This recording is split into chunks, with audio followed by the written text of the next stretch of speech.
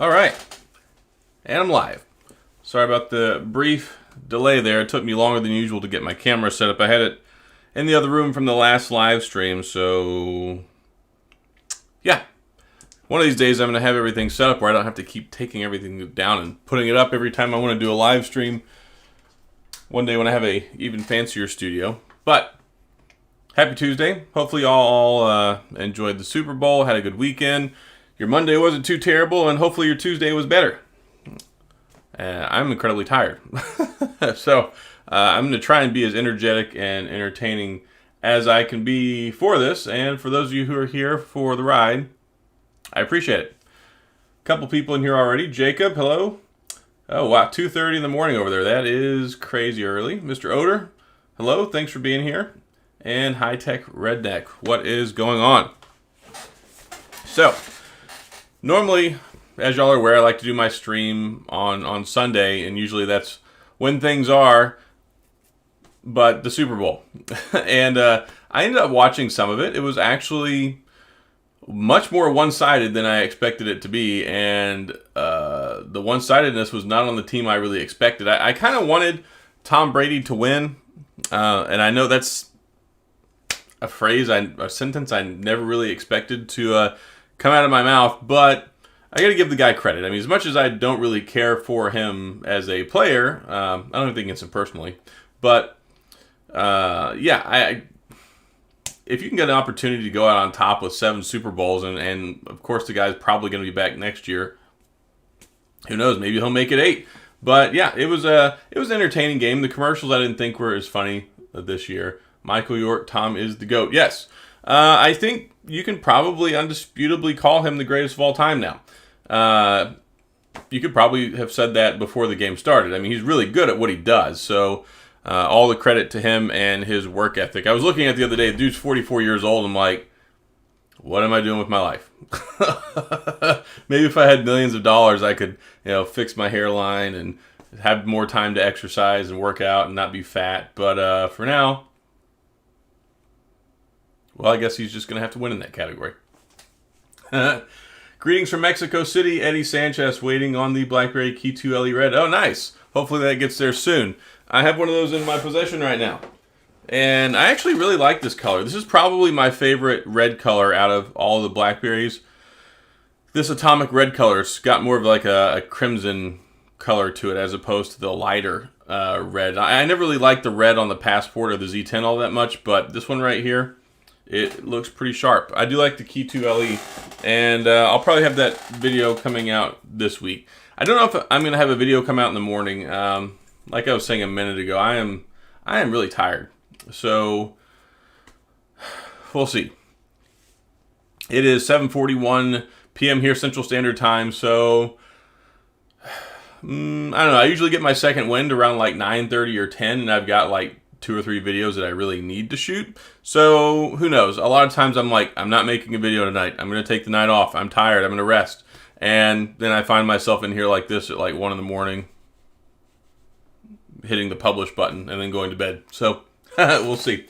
Well, thanks more guys for showing up. Eddie Sanchez, Michael York, David Gormley, Ignosis, and Retethered Tech. Hey, thanks for being here tonight. So, interesting things. So I started using BlackBerry Messenger here again yesterday. Actually, or maybe it was the day before yesterday. I had some people actually track me down. People who enjoy the show, people who like my TechOdyssey channel and like all the stuff that I talk about regarding BlackBerry. So they found me. They have a BlackBerry like chat group on BlackBerry Messenger with like over 100 people in it, and they're like, "Hey, you should come hang out and talk with us." I'm like, "Yeah, I haven't used BlackBerry Messenger in a long time," and it's like free for the first year. I don't really know a whole lot about it since I haven't used it in so long. I used it when it was still underneath like BlackBerry's umbrella before they licensed it out, but it still seems to be a pretty viable option, and it looks just like it did before, except, well, it runs faster because phones and everything have more bandwidth. So there we go. Garrity1775, glad you're streaming. Hey, well, I'm glad that you're here to watch. This is what I'm here for. Because if it were up to me, I'd be in bed right now. But I'm here to hang out and chat with you guys and talk about tech, which is what we all love. Edgar, hello. Hope things are going good up in Canada. I know it's crazy cold up there right now. And just, as a sign of like, hopefully not a sign of the end times, but I mean, you look at how cold it is, it's bad. And down here in Houston, this weekend, I think it's going to touch the mid-20s. And I can't remember the last time, that it was like 20, they're saying like 26 degrees. So we're forecasted to get like mixed flurries of snow and sleet here in Houston, going into Monday, which, I mean, I like that. I like when it happens. I mean, a couple times, maybe 2 or 3 times a decade, we'll get a little bit of snow, but it's kind of neat. BBM, yeah. So BBM is now BBME. It's available on Android. It's available on iOS. And, yeah, it's pretty neat. They call it BlackBerry Messenger Enterprise now. And it's a nice, viable option you can check on if you want something to chat on. Count me in the chat, Edgar. Edgar, you're saying you're in that chat? Eddie Sanchez, would be great if we have mid-range options like today and on top of that flagship. Yeah, that would be really nice. I think that and I was talking to those other guys in the BlackBerry channel here about that here recently, and I think that there needs to be a flagship. Then I think there also needs to be like a mid-tier option that doesn't cost as much money.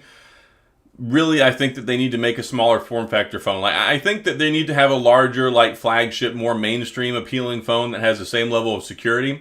And then I really think they need to like one-two punch that with like a mid-tier, like basically just a classic. I really want to get my hands on a BlackBerry Classic, like running Android with like a Snapdragon 765. Like, I would be like a kid in a candy shop. That would make me so happy, especially if we could get in that cobalt blue. I would love that. What's the news on the Z Fold 3? As far as Z Fold 3, I haven't heard anything too extensive regarding the leaks and rumors. They're saying it may come out earlier. I haven't got any confirmation on that. A good person to follow for stuff like that is a guy named Max Weinbach. I'm friends with him on Twitter, and he's very good about confirming or talking about leaked or doing upcoming information on pretty much all things phones. It's like what he does. He's really good at that. Chilly, -21 Celsius. That is chilly. The coldest I ever experienced, I was deployed to Kyrgyzstan back in 2010. And I was there pretty much all winter. And it was, the coldest it got while I was there was like -25. We might have touched -30, that's Fahrenheit. But when I would go to work every night, it would basically be at 0. And then by the time I got in the midnight hours, it would be like -15, -18, -20. So it was really cold. And I spent a lot of time out in the snow. I did Air Force military police work, and I did security on the base. So it would be 0 degrees, and I would be standing outside with like a heater checking people's IDs all night. So that was a fun deployment. A long time ago. It was my last deployment anyway. It's nuts for down there. Yeah, if it gets down below, like, we'll see the 30s like a couple of days, and not really 30s during the day. Like, it will get down to the 30s at night, and then it'll pop back up into like the high 40s, low 50s during the day. And that's kind of what we call winter down here. And I largely like that. Fairbanks is a nice place though, Ronald. I went there for a month back in August of 2004. I was there for a military exercise. We had a bunch of our planes that went up there. So I have experienced Fairbanks, and it's a nice place. I like it up there. I love to go eat at the Chena Pump House. I've been wanting to take my wife up there one day when we can travel again. Mark Nodell, looking forward to hearing some new BlackBerry news. Yeah, hopefully we'll hear something soon. I did send another email to those guys over at Onward Mobility, and I'm hoping that sometime in the near future they'll get back with me. And I'm also hoping that sometime in the near future there's going to be some information that they can pass along that I can share. One thing that is cool, though, and for those of you guys, because I know a lot of people in here love the BlackBerry stuff, but also a lot of people love the physical keyboard phones. And there's a few of them out there, not very many. Well, if you know about the Unihertz Titan, I actually, they reached out to me a few months ago and were like, hey, we're making another one called the Titan 2 or whatever, and we would like for you to test it out once the time comes. I'm like, sure, that's great. hopefully I can get this early and then I can take a look at it because I like keyboard phones.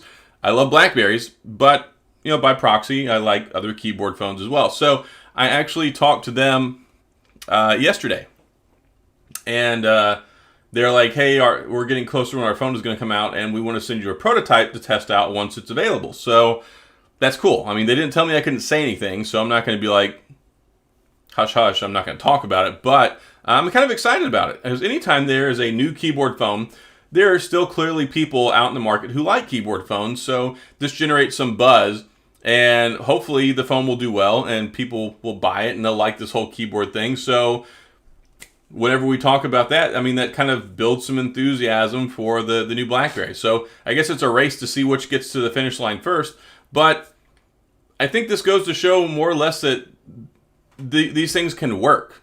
And if Unihertz is basically putting their own time and money, and they're doing a lot of the Kickstarter stuff, which is cool, I think that helps a lot.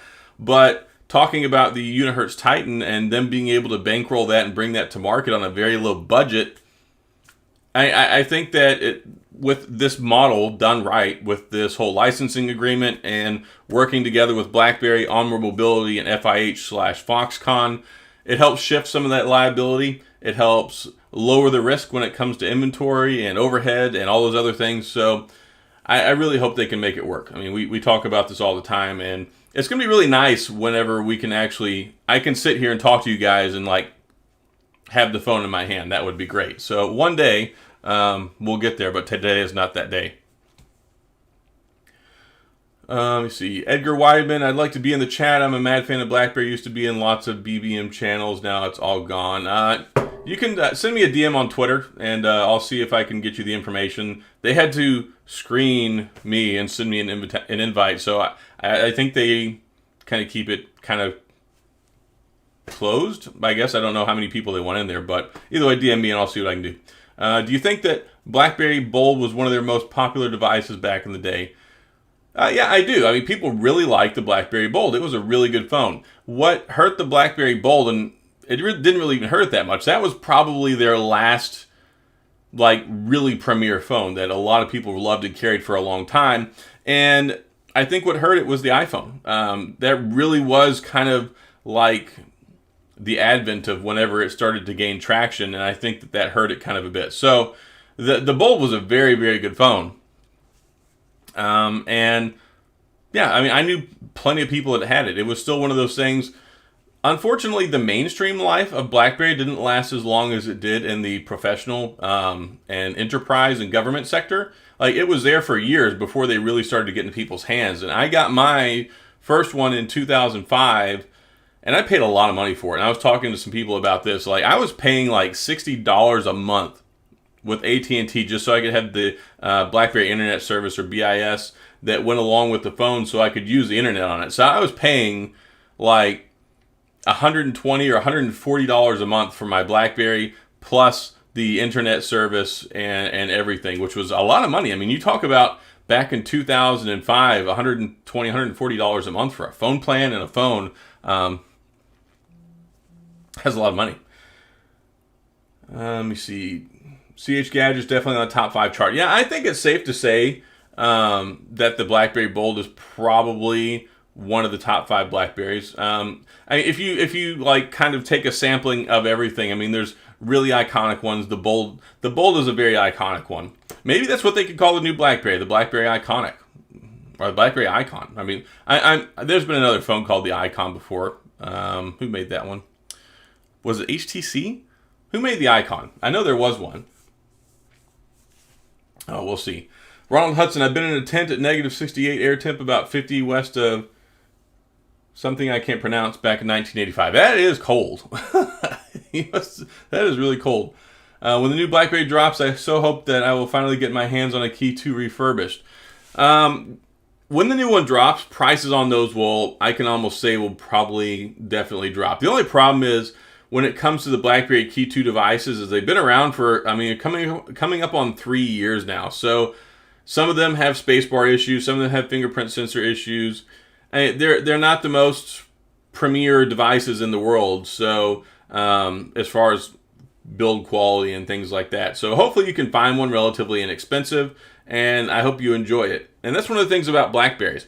So many people care about the experience more so than sometimes always how up to date the hardware is. You can pick up a BlackBerry that's 2 or 3 or 4 years old and still enjoy using it. I wouldn't go pick up like an iPhone 7 and use it. I wouldn't go pick up like a Samsung Galaxy S8 today and use it, but there are people that still very happily carry around a BlackBerry Key 2 or still want one. So I think it's very much a testament to what they bring to the table. Pretty sure I've gone sterile after using a MacBook for so long. They do get hot. Let me see. Dr. Pesmo, why wait? I got a Key 2 new. Yeah, I mean, there are some out there. I was looking today. I saw on eBay, there's actually 2 BlackBerry Key 2 Red Editions on eBay right now that are like 10 out of 10 quality open box that somebody wants like $1,200 for. And that's just asinine. I would never pay that. I thought about offering him like $380 just to make him mad. Because he's asking entirely too much. Jacob, new. Wow, nice, lucky you. Ronald Hudson, I'm an iPhone person, but I'm very tempted to get the Samsung Z Fold. Maybe wait for the next version to come out. So, the Z Fold is a very nice phone. I really enjoy the Z Fold 2. And there are things about it I don't like that, kind of led me to not want to use it as much. And then I doubled down and I used it for like a week or 2 straight. And I really got to where I was enjoying it a lot more. And then the S21 Ultra came out. And that's pretty much all she wrote. I absolutely love the S21 Ultra. It is probably the best phone they've ever made. It's really, really been enjoyable. Dr. Pesma, 2 years still worth it? Okay, totally worth it. Yes. So, yeah, as far as the Fold goes, you'll be able to get one like Amazon renewed probably for like $800 or $900 by the time the new one comes out. And it was worth $2,000 when it came out, and people are selling these things for like $1,100 and $1,200 now. You'll be able to get one much cheaper than that when the Fold 3 comes out. So just keep your eyes peeled. Caleb Cooper, call me an oddball, but my favorite BlackBerry is the Priv. A lot of people really love the Priv. I like certain elements about it, but I think the biggest turnoff was just the shift over to Android from BlackBerry operating system, BlackBerry 10. And there were certain turnoffs. Had they made that in BlackBerry 10 and actually marketed it, I'd have been super happy about that. But, yeah. So, it's been about 20 minutes. I guess we should probably talk about some of the stuff I set up the live stream for. Dave, no, I've not got the wing yet. So, I got a shipping notification Tuesday of last week. So, I told people about this on the Wednesday night live stream. My Unhinged Tech Show mine and Dan's Unhinged Tech Show. And, yeah, so he's got his. His showed up like 2 days later. And mine still says shipping label created, has not shipped yet. So one day I should get the wing, but I don't have it yet. James Jackson Classic is the best. I absolutely love the Classic. And yes, Dr. Pesma, the Priv is very, very hot. Waiting on my ring key case. Don't use the ring key case, Christopher Sullivan.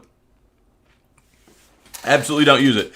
I need to reach out and talk to those guys. So the ring key case for the Fold 2 does not fit. I mean, it fits and locks onto the front of the Fold 2, but the problem is because it's plastic and it doesn't have any felt or doesn't have any stickers or anything on the inside of it to hold it in place, it moves around on the bezels, and I used it for about 6 weeks, and when I took it off my Fold 2, it looked like somebody had taken like a Brillo pad to the bezel around my screen. There are so many micro abrasions on it. Absolutely do not use that ring key case. You will scratch up your phone.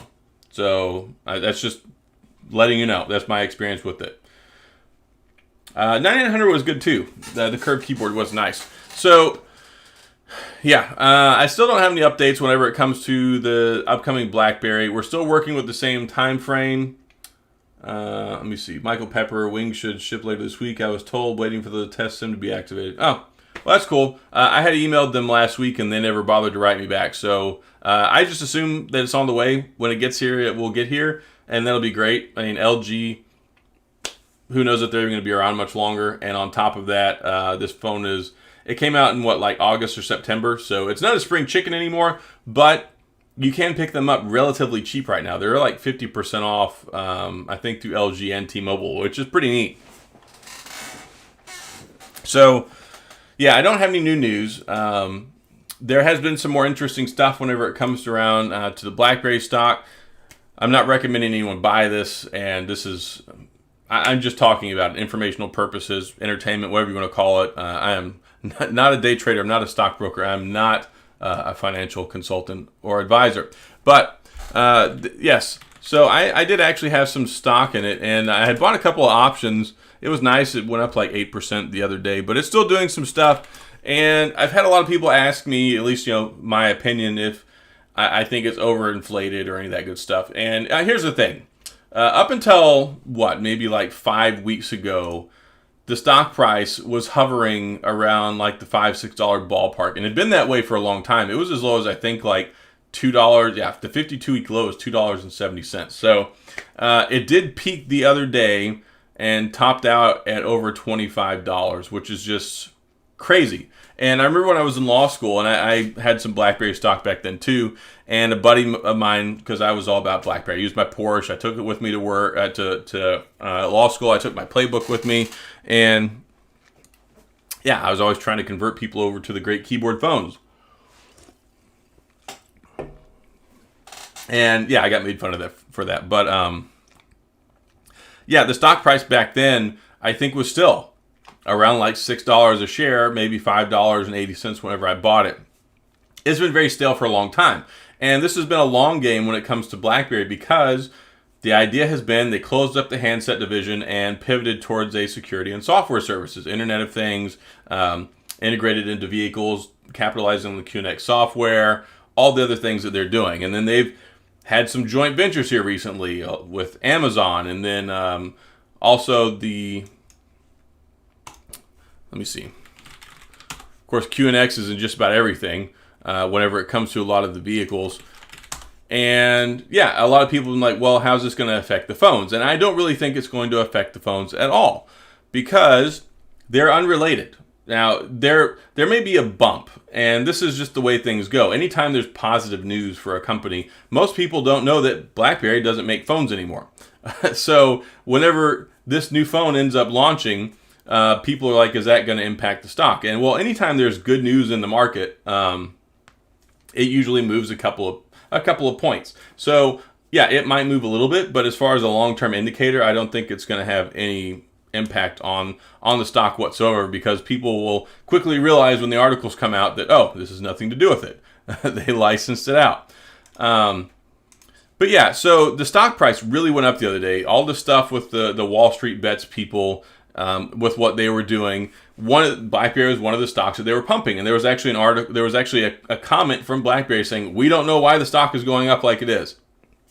So that was before everybody knew what was going on, all the short selling stuff, the GameStop, the AMC garbage. So it's just been one of those things. And then just like with GameStop and with AMC, the price on the stock has come back down quite a bit. But it didn't really go below about $11, and whenever it hit the bottom, yeah, I bought some, and I bought some options, turned around and sold it, and made a little bit of money. So long term, I mean, I'm not sure where it's going to go. I think that it was already moving upward with all the news that came out, like the Facebook settlement, selling the patents to Huawei and things like that.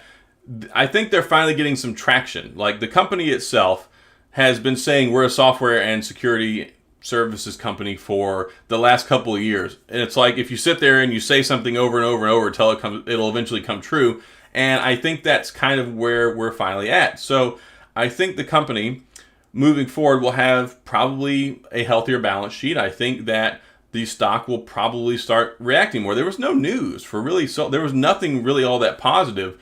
But then all of a sudden, over the course of about 4 weeks, it's like news, and good things happening, that are non-phone related. So I'm hoping that this is some really good positive signs. A lot of people are saying that maybe moving forward that they'll be a big player in the security and tech space. Of course, they are globally, worldwide renowned for security stuff. But as far as at the mainstream level, it's just kind of one of those things where haven't got a lot of traction that way. So I think that the company will probably be doing better than they were over the last couple of years through all these rough quarters after rough quarters after rough quarters. So we'll see.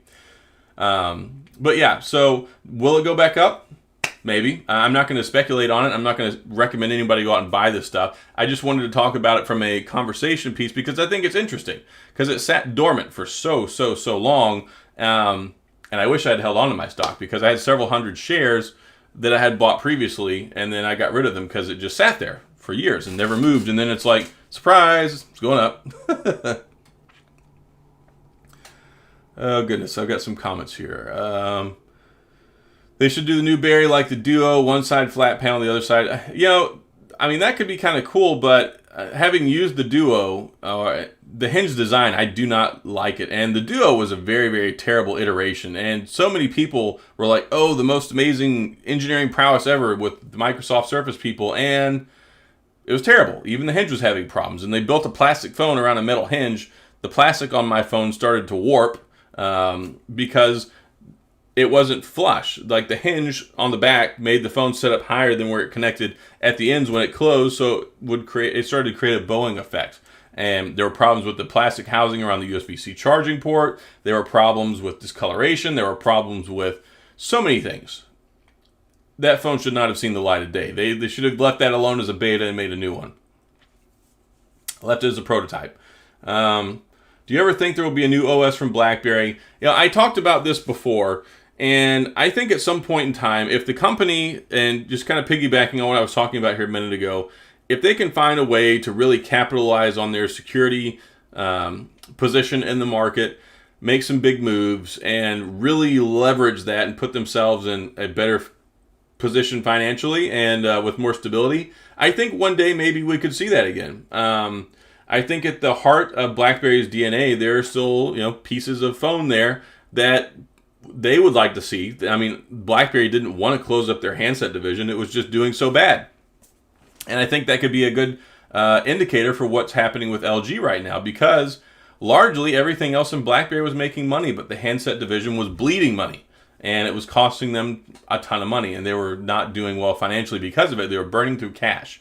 And the only reason they were successful and stayed around for so long after things were not doing well is because they had billions of dollars in cash stockpiled. Like they had tons of money, not debt. They might still have some of that, but not as much as they used to. But one day, I think there's a market for it. I think as people realize that you don't necessarily have to be locked into Android or locked into iOS, and there really was a big phone platform war that was happening, whether silently or not, around 2010, 2012 with all this stuff going on. And BlackBerry just lost out. And Apple and Microsoft, even Microsoft, they had to give up on Windows OS that they had there for the phones. So I really like the Windows phones too. I thought they were pretty neat. I got on those a little bit too late, but I did have 2 or 3 of them that I enjoyed. So yeah, I think one day if the company can stay around, if they can make money and they can become profitable again, I think that they would love to be able to do that. But that's just my own personal opinion. I can't speak for them and what's going to happen in the future, but I think there's a place for it. I will buy whatever device comes first in hopes of good sales. Yes, James, I will be buying whatever phone it is they have.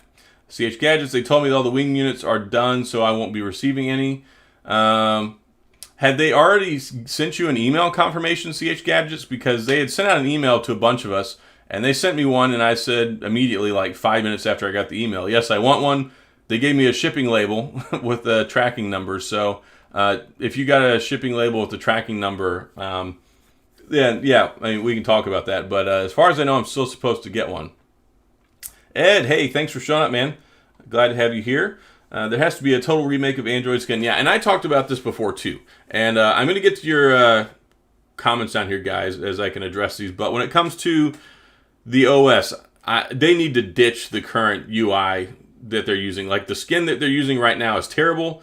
I personally don't like the BlackBerry mobile apps at all. I don't use the hub. I don't use a lot of that stuff. And I do like the calendar, though. I got to say, I do like the BlackBerry calendar. I do enjoy that. So they've really got to streamline it. They got to make it better. They got to make it more efficient. They got to make it useful.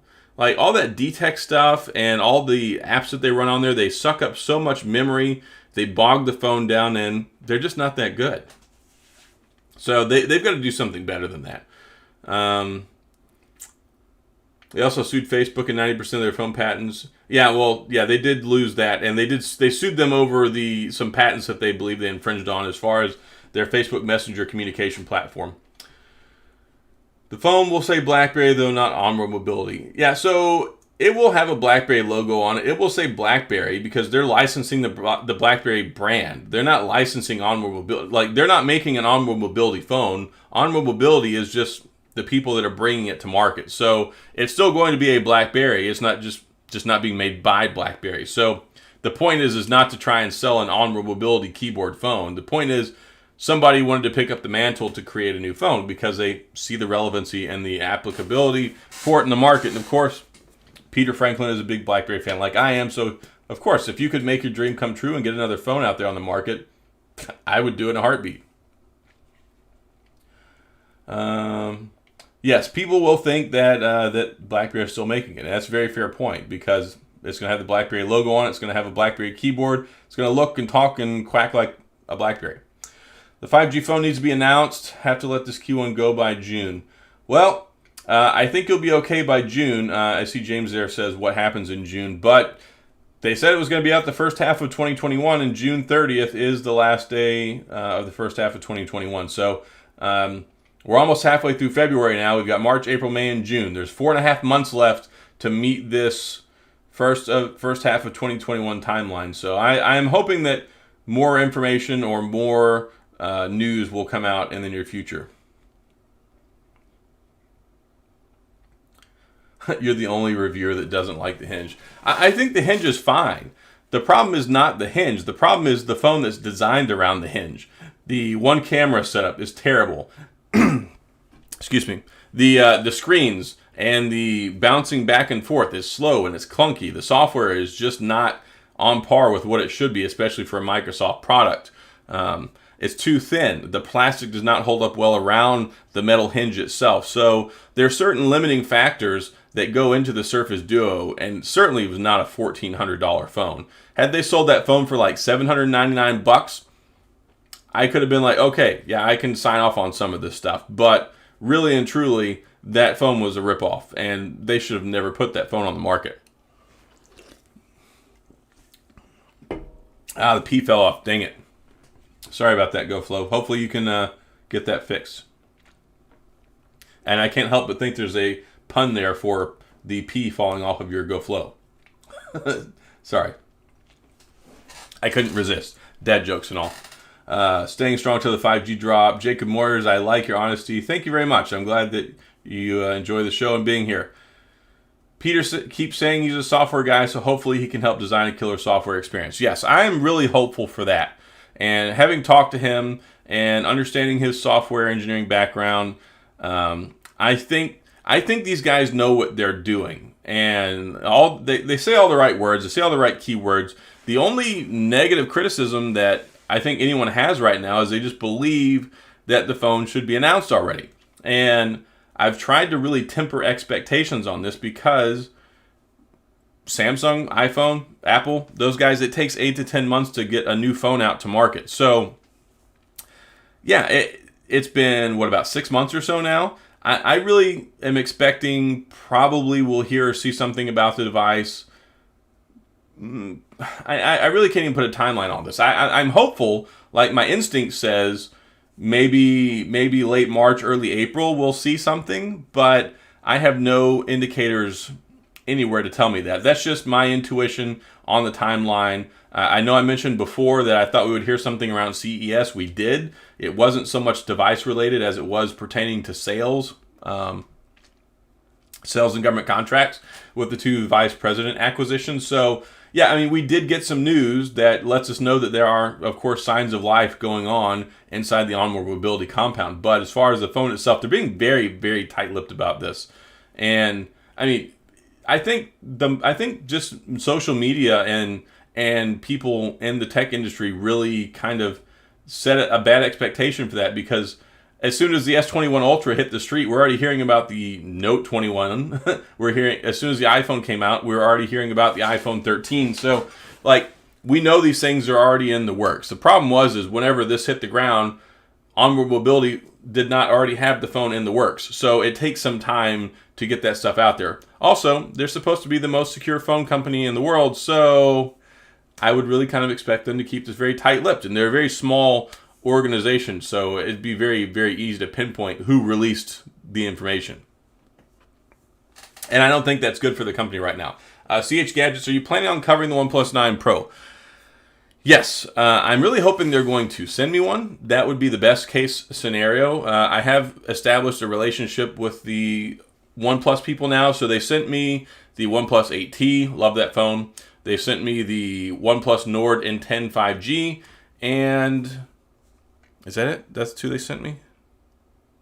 Yes. So, and I like both of those. So I'm really, really hoping that I'll be able to get a OnePlus 9 or 9 Pro when it comes out. I did ask them if they've still got an 8 Pro laying around because I really wanted to test that out. So hopefully they'll send me one of those. I'm kind of expecting to get my hands on one of the 9s though. So we'll see how that goes. I'm really excited about it though. It looks really cool. The leaks make it look really nice. And in addition to the BlackBerry stuff, I want to talk about a couple other things. And I actually just released a video today, which was a comparison video between these two guys, the S21 Ultra and the Xiaomi Mi 11.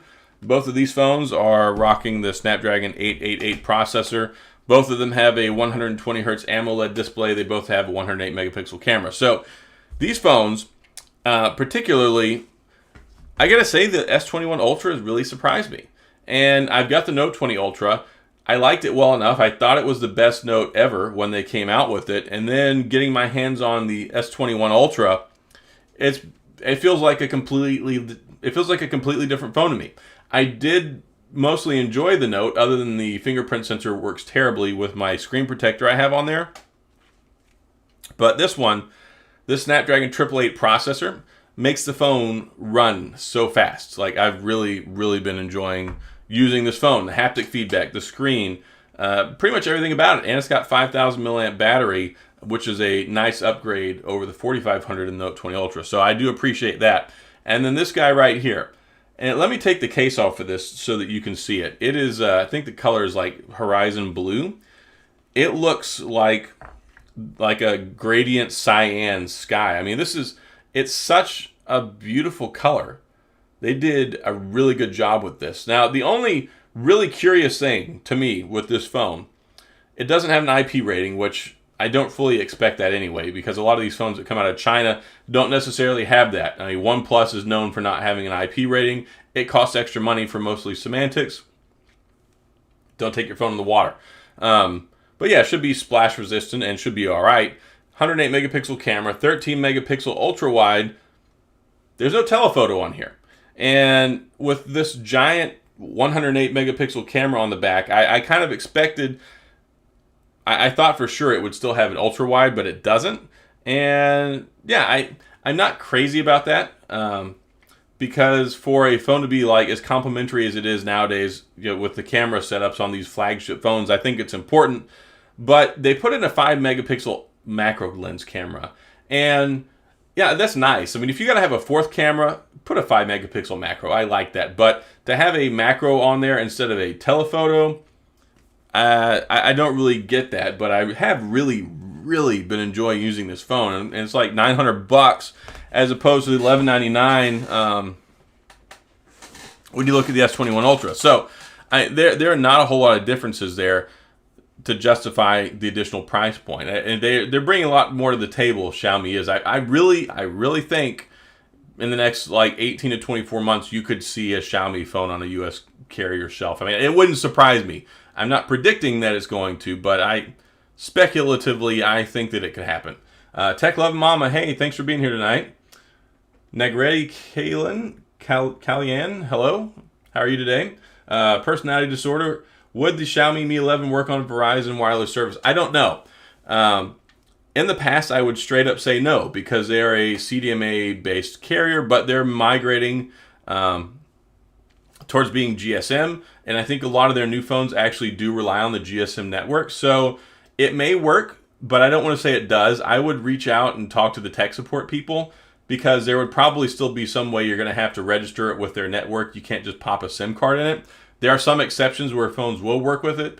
or maybe talk to Xiaomi customer support directly to ask them. But I don't know. Hopefully it will. And I think in the next year or two, we'll get to the point that it does. But presently, I can't say whether it does or not. I don't know. Manu, hey man, thanks for being here. Thanks always for the support on Twitter and the comments. I always appreciate that. Congratulations on the 42,400 subscribers. Also part of any update on BlackBerry 5G. Yeah, I just got done talking about that a minute ago. Hopefully that's kind of like a recurring theme. I keep having these, I do the live stream, and then a lot of people every week, probably 3 or 4 people are like, hey, what's the news on the new BlackBerry? And as much as I would love for there to be no news, there just isn't any right now. They're very tight-lipped about it. I'm hoping that we'll hear something soon. And again, the good signs of life with the acquisition of the 2 new hires that they got, the vice president for sales and government contracts, those 2 things, that tells me that they're working on trying to get this to the market. And they're trying to get it into businesses, or trying to get it in government hands, which has always been the bread and butter for the BlackBerry mobile phones. So, not BlackBerry mobile phones, just BlackBerry phones. Brother Neil, hey man, thanks for being here tonight. Art Dog, can't believe the Mi 11 doesn't have a telephoto lens. Yeah, I don't understand that, because I really do love the Xiaomi Mi 11. So with everything that they talked about with the phone capabilities, the video capabilities, the camera capabilities, it's like, good. Why do we have a macro instead of a telephoto? I don't understand. So yeah, that is a disappointment there. Ed, does my S21 have the pen? So just to clarify, the S21 and S21 Plus don't support the S Pen, but I'm of course assuming you mean the S21 Ultra that I have, and it doesn't come with the S Pen. Now I did get the silicone case that has the S Pen with it, which is like $69, which I'm really not crazy about the price, because I reviewed this case. It is totally not worth $69 at all. But the stylus itself is nice, and if you want to get one of these phones, I would say probably just buy a case and then get a stylus separate. Or if you've got a Note phone currently, the Note case will, the Note S Pen will work with it. The Tab S7, S7 Plus pen will work with it.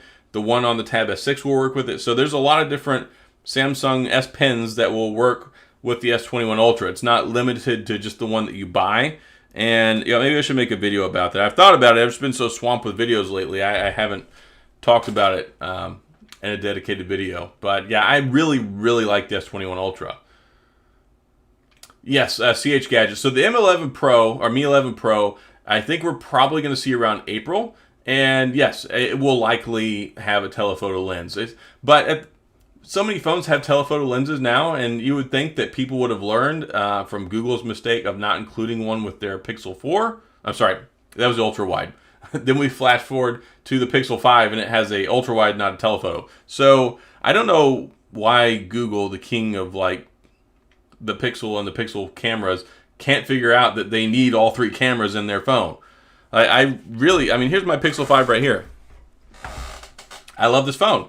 Really good phone. Unfortunately, I like having larger phones. I like the 120 hertz refresh rate as opposed to the 90. I like a lot of things, but for the price, the Pixel 5 is a very enticing phone, and I'm hoping to hear something from them sometime in the near future as well. I silently in this little locked away box in the back of my mind believe that there's still a flagship level Google phone lurking out there somewhere. I'm hoping, and I have no indications of this. There have been rumors about a folding phone and some other stuff, but I'm really hoping that we get another flagship Google phone like the Pixel. I really think they need to have one of those in the market. John Staff, great show. Thanks. I'm glad you enjoy it. Let me see here. BlackBerry Forever. Love to see a Priv 2. Yeah, I wouldn't mind that, and I've got some thoughts and comments on it. Really and truly, I think the slider is probably the best mainstream way to go, but I think it may be a little bit of a turnoff for the government sector.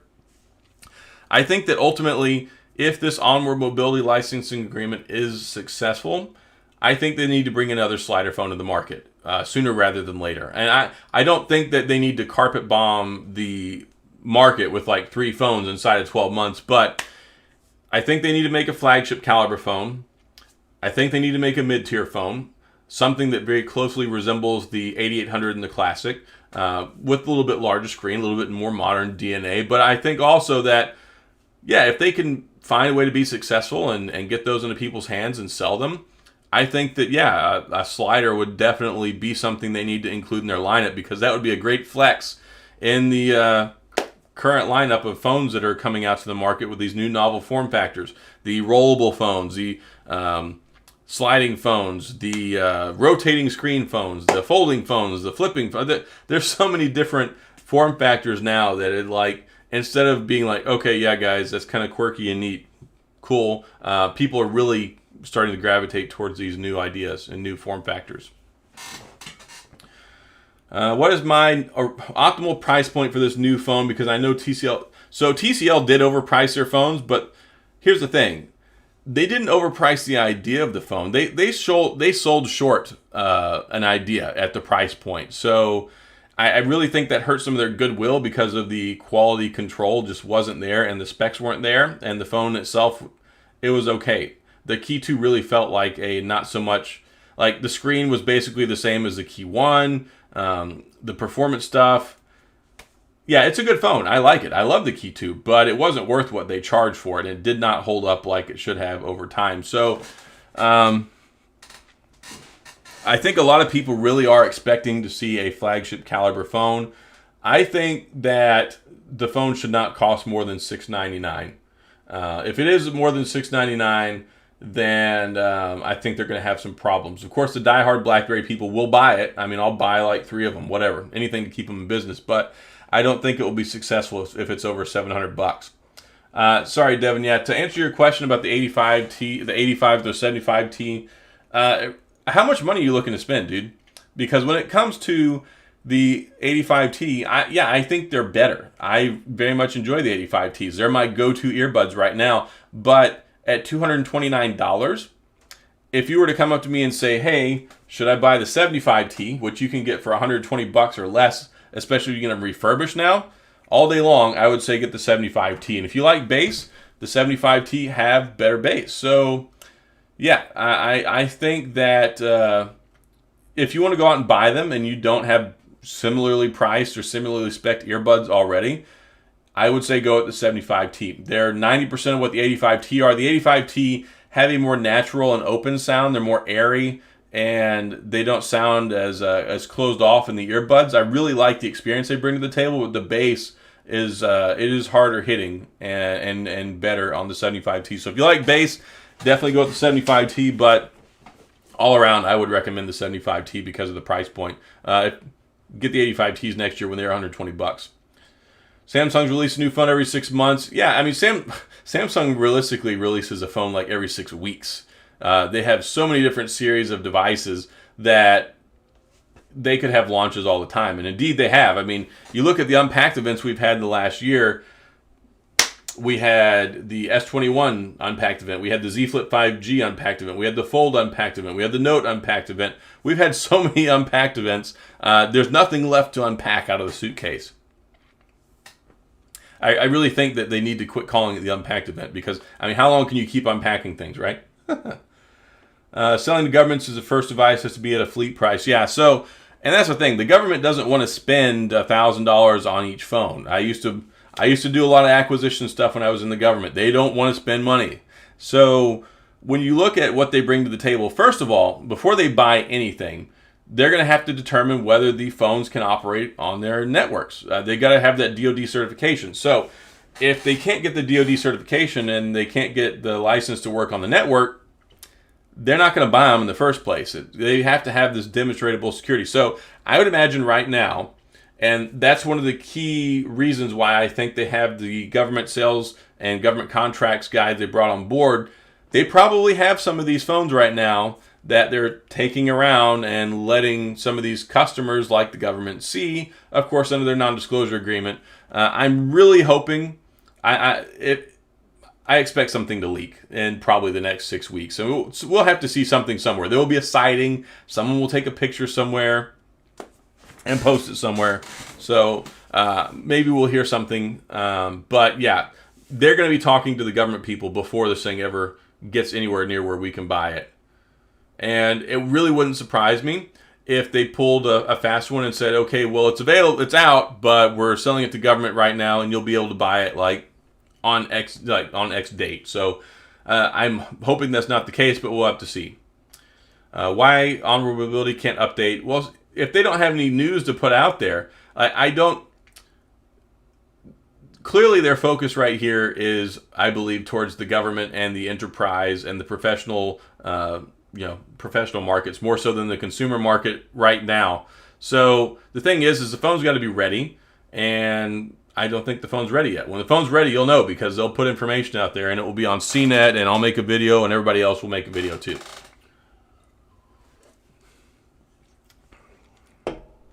Michael Pepper, will they have some sort of desktop mode to appeal to the business side? Yeah, I don't know. I think that's going to be more on BlackBerry than Onward Mobility. They had BlackBerry Blend before on BlackBerry 10, which was very much like a precursor to a lot of stuff that's come out nowadays. So, will it be there initially? I don't know. And quite honestly, this is just completely just me spitballing here. I don't know. I have no data on that. There's nothing to support there being any sort of a desktop mode or a like a DeX that goes along with it. And here's the thing. BlackBerrys are built for productivity and for you to do work on the device. There was on the BlackBerry 10s with some of the phones, they had a HDMI out where you could plug it in for like being able to do presentations and things like that. But if they can do screencast or some other things, I think there's ways around it to where you can use it for business-like or productivity-like features. Do I expect it to be something that you're going to be able to use as a mobile platform plugged into a monitor or a TV? I don't really see that, but who knows? I could be totally surprised. Let's see what happens moving forward. Cricket suspended by Mi 9T yesterday, citing it was no longer compatible and missing voice over LTE. So this is really surprising to me, because AT&T said they were not going to start kicking phones off of their network that didn't support voice over LTE until 2022. T-Mobile is the one that's supposed to have their phones like cut off the voice over LTE phones here a couple of weeks ago. That was a big thing that they said. So I really am surprised, because my Q10 and my Passport are still working on T-Mobile, and they do support HD voice, which is very similar to voice over LTE. So I'm kind of hoping that that's it. But there's been some really curious things going on with this whole T-Mobile shutting off phone access to non-VoLTE phones. So I've heard a couple people have reached out to me in the last week telling me that AT&T has shut off their phone. And I think that that's a terrible, terrible play on their part. They have not prepared people for that. They have not, to my knowledge, made any formal statement about it. And their position, to my understanding, was that that was going to happen in 2022. So if they're starting to do that early, I would have a fit and talk to them, because maybe they'll still enable it to work. And here's the thing. Most people's phones haven't worked on AT&T with voice over LTE anyway. See, there's two distinctions here. AT&T's voice over LTE, their position is if AT&T does not support that device, they want to allow voice over LTE to work on that network. So, like the BlackBerry Classic and the BlackBerry Key 1 have voice over LTE. Well, I don't know about the Classic, but the BlackBerry Key 1 did support voice over LTE, and it would work. But the Key 2 and the Key 2 LE were not supported devices by them, or like Huawei phones, or like the Xiaomi Mi 10T, whatever. Those are not official phones. Basically, if you can't buy it from AT&T, or it's not an AT&T unlocked phone, then they're not going to let you use voice over LTE. Whereas T-Mobile, if you have a phone that supports voice over LTE, they largely will allow it to work on the network without any special stuff. They don't have to support it or not. So this position and hearing about this is really concerning, looking at AT&T, but still, I don't know. I'm glad you're able to get it to work, and hopefully it stays working. I don't get that. And wow, we got 72 people in here right now. And as always, hard to believe that I've been talking for almost an hour already. But I'm glad that I did this. And you can probably tell I'm a little more peppy now than I was when I first started. Definitely still tired. Who knows? I may have a video for tomorrow. I really was wanting to get some rest tonight, but we'll see what happens. But yeah, so we've got 34 likes right now and 78 people in here watching. So if you've enjoyed the time on the live stream and you like watching the show that I do here, then please hit the like button. And if you enjoyed and you want to see more, then hit the subscribe button so you can get notifications when new videos come out. Also, super chats and channel memberships are always open. Sean Anderson, what is your screen on time for the S21 Ultra? I'm getting about 7 hours, 6.5 to 7 hours, and I'm taking absolutely zero measures to get the battery to last longer. I'm not using adaptive brightness. I'm not using dark mode. I'm not turning off the 120 hertz refresh rate. I am straight up just using it like power mode, and I'm getting well over 6, quite 8. I can kind of get 7 across the finish line. What I have noticed is it did seem, honestly, like the first couple of days the battery life was better, but I use it very, very heavily. And I can tell you right now what my screen on time is for today. Probably not quite as much as it usually is because I actually had to go downtown to go to the office today. So yeah, I was at work all day today as opposed to working from home. So I have 3 hours and 56 minutes of screen on time right now. So let's say 4 hours, and I have 36% battery left. So basically I'm getting 2 hours per 30%. So yeah, about 7 hours of screen on time, which I think is good. It's much improved over the Note 20 Ultra. I'll take that any day of the week. Ed, BlackBerry leaks reminds me when BlackBerry 10 was getting ready to come out and there was Z10 Dev Alpha, whatever sightings. Yeah, that's kind of what I expect soon. Now, I don't expect dev units because, well, it's running Android. They don't have to send models out to people to get them to learn how to make apps and get used to using the phone. So, with Android, I think it's a little bit different story, but I would kind of expect to hear something. I will expect to see a leak sometime, probably next 4 to 6 weeks. That's just a guess. That's not based on anything other than my intuition, so just take that for what it's worth. On their website, it now says business interested in ensuring access to early production or pre-ordering devices may. That's been up there for a while, I think. I'm fairly certain that's, yeah, maybe not. I actually did just send an email to them asking them if they'd send me an early production unit. So, but I sent it to like the VP. So we'll see if she checks her email. I hope she does. She's a wonderful lady. So it would be great if they can send me one early. And just so you know, if they do send me one early, likely I won't be able to say anything about it. I can tell you 100% I don't have one now. I haven't heard anything from them. But curiously enough that you talk about that, I did actually email them to ask if they would send me one to field test for them. So we'll see. But yeah, if I ever get one, I won't be able to tell you anything about it, unless they specifically say I can. Network companies seem to be more complicated. Yeah, carriers here in the U.S. has been a very, they're very much behind the power curve, and they charge you for everything like it's a luxury to use a phone, as opposed to like just a right to be able to use one. Like it's something so easy and that people should be able to do. Do you think they'll have an 11T Lite? I don't know. Maybe so. Xiaomi makes tons and tons of different phones, so it wouldn't surprise me if they did. I think they had a Mi 10T Lite, so we'll see. But the 11 series for the 11T won't be out for quite a while. I mean, the Mi 10T just came out a couple months ago. John Staff, I requested a supervisor. Yes, so if you're having problems with your AT&T phone, if you've got a BlackBerry or another device that they've shut off access to, then yes, definitely ask to talk to a supervisor. Don't talk to the lower level customer service people. They will not be able to help you. Character signs there. I'm not sure what language that is. Maybe Japanese. Hello, and thanks for being here. Yes, Art Dog. Yeah, totally. They should be able to. It sounds like you should be able to get access to the network still. So, good luck with that, and pass it on if you see that happening to other people and you can help. Wow. So yeah, we're already at the like 60-minute mark. So I guess I'm gonna get ready to wrap up shop here. It's already at 8:37 my time, and of course I'll be live streaming again tomorrow night because Wednesday night is Unhinged Tech, which is whenever Dan and I do our weekly show.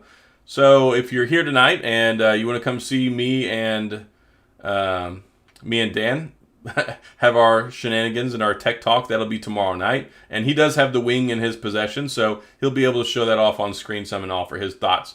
Mr. Numbers, LG V60 ThinQ, any words? I think it's a fantastic phone. Excuse me. Shouldn't be drinking Coca-Cola on air.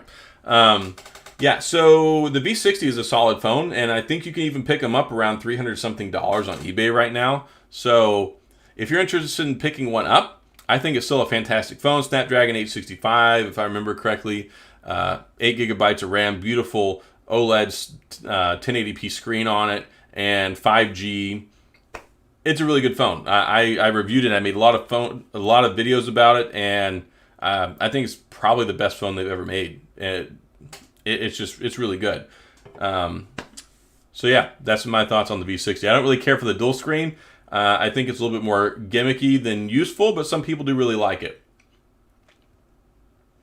Should we wait until after the first BlackBerry release so they work out any potential bugs? I mean, that's the thing when it comes to any phone. I mean, we expect phones to largely be ready once they hit the market. So I think that they're going to have to really make sure their ducks are in a row. I'm not anticipating too many issues, but hey, you see Samsung, you see Apple.